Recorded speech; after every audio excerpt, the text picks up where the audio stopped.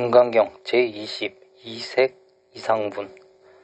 수보리야, 어떻게 생각하느냐? 부처를 구족한 육신으로 볼 수 있느냐? 아니옵니다. 세존이시여, 열애를 구족한 육신으로 볼 수 없사옵니다.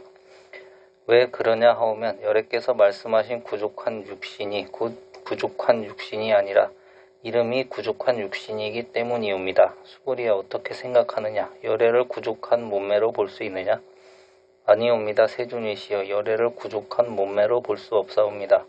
왜 그러냐 하오면, 열애께서 말씀하신 모든 몸매의 구족은 곧 구족이 아니었고 그 이름이 몸매의 구족이기 때문이옵니다. 모든 부처님은 다 무의법을 증득했기 때문에 부처라 하는 것이 곧 상호를 성취했기 때문에 부처라 하는 것은 아닙니다. 그것은 마치 거울이 아무런 티도 없어서 모든 물건을 비칠 수 있는 이치와 같이 열애의 법신은 필경은 육신이 아닌 것이며 따라서 상호로 알 수 없는 것이기 때문입니다. 그러나 이 상호 두 가지가 부처가 아닌 것도 아니어서 법신을 여인 것도 아니므로 열애는 색신이 아니라 법신이란 뜻으로 색신이 아니라 했고, 또한 색상이 없는 것도 아니므로 이름을 구족할 색신, 구족할 제상이라고 한다고 하셨던 것이니, 색상을 여인 법신의 열애를 말씀한 대문이란 뜻으로 이색 이상분인 것입니다. 수보리야, 내 뜻은 어떠하냐? 부처님이 가히 구족 색신으로 볼 수 있느냐? 32상과 80종호가 구족한 그런 색신으로 부처님을 볼 수 있느냐?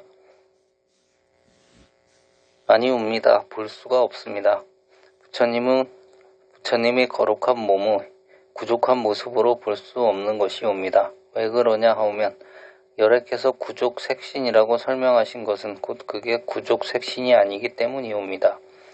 아무리 부처님이 거룩하셔서 눈썹 사이에 백호상, 금빛으로 된 몸이나 머리 위에 10길이 광명이 항상 따라 있는 등이 거룩한 32상이나 80종호는 그것은 오직 육체적인 것이고 현상적인 것으로 구족한 게 아닙니다. 그렇기 때문에 그걸 구족 색신이라 말씀하신 것이옵니다.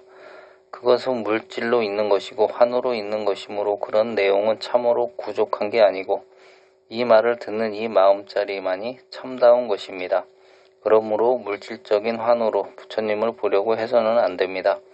부처님께서 구족색신이라고 설명하신 것은 그게 사실로 있는 구족색신이 아니고 불생불멸하는 구족색신이 아니므로 아무리 부처님의 몸일지라도 물질적인 요소를 갖추면 있고 흩어지면 없고 그런 것입니다.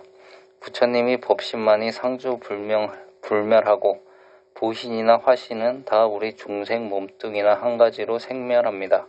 그러니 환으로 봐서도 그렇고 모양으로 설명이 되는 것은 상주하는 것이 아니라 무상의 존재이므로 그런 것으로 부처님 비슷한 것도 볼 수 없습니다.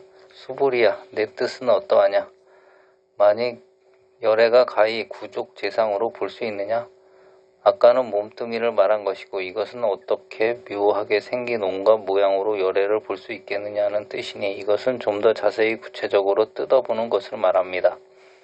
이에 수보리 존자는 안 될 말씀이옵니다. 열애를 구족 제상으로 볼 수 없사옵니다. 왜 그러냐 하면 부처님께서 눈은 어떻고 코는 어떻고 살결은 어떻고 손가락 발가락은 어떻고 낱낱이 모두 설명을 하셨는데 그런 구족상이란 참말로 있는 구족상이 아니옵니다.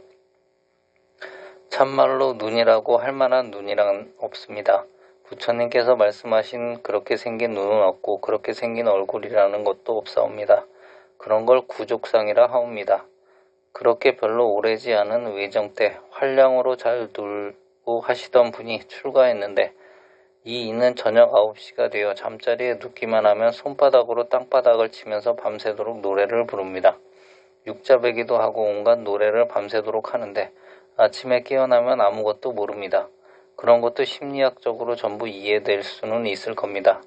이건 전혀 의식적으로 하는 게 아닌데 몸뚱이 저 혼자 그렇게 못합니다. 이와 같이 부처님의 몸이 아무리 거룩해서 광명이 나오고 금빛으로 빛난다 하더라도 부처님의 육신 그것은 물질에 불과하고 헛개의 그림자에 불과한 것이니 그러므로 그 색상을 가지고 부처님을 볼 수는 없다고 하신 것입니다.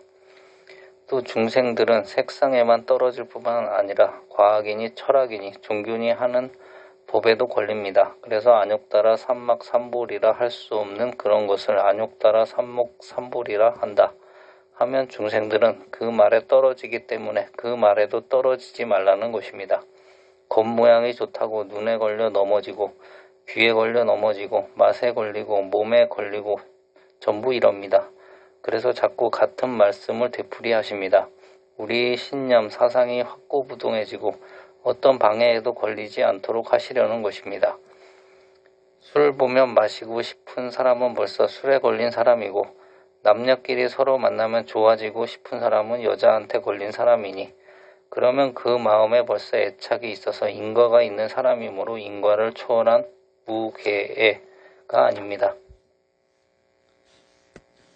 술에도 밥에도 옷에도 남자한테도 여자한테도 명예에도 돈에도 무엇에도 뜻이 없고 세상 만사에 뜻이 없는 것이 그게 무계애입니다. 이것을 잘못 해석해서 고기가 생기면 고기 먹고 안 생기면 억지로 먹으려고 할 것도 없으며 술도 생기면 마시고 안 생기면 안 먹고 이런 것을 무계애라는 사람이 있습니다. 이것은 부처님한테 하면 말씀이 됩니다.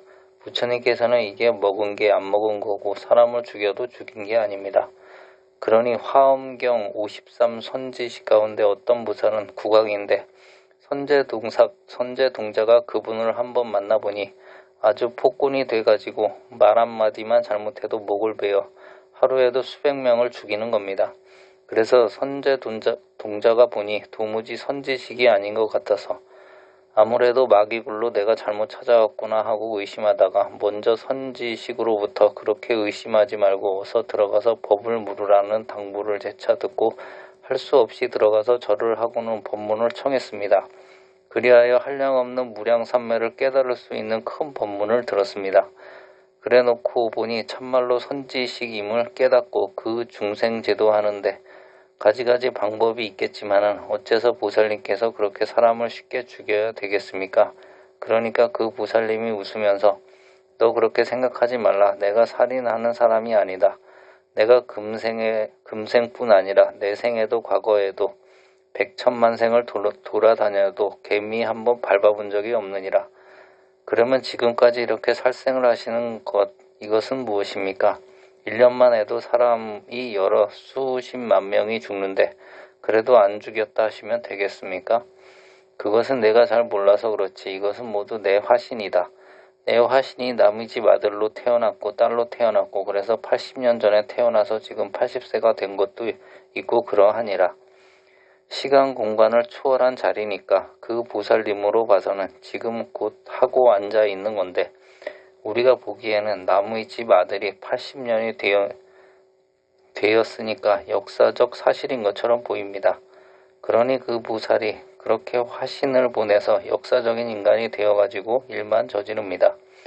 부모한테 불효하고 국가에 유업하고 탐짐치 해탈 안 하면 그걸 잡아다가 사정없이 목을 베어버립니다. 그렇게 해서 중생들이 피비린내 나는 피가 푹푹 쏟아지는 것을 보도록 만드는 눈가림입니다. 그러니 이게 다 환입니다. 불보살 경계에서는 이와 같이 마음이 색상을 다 떠나 있기 때문에 육신이나 현상계를 자유자재로 전능하게 할 수 있습니다. 그것은 다 색상이 아닌 말을 듣고 생각하는 주체, 마음자리인 법신을 확실하게 깨달아서 성취했기 때문입니다.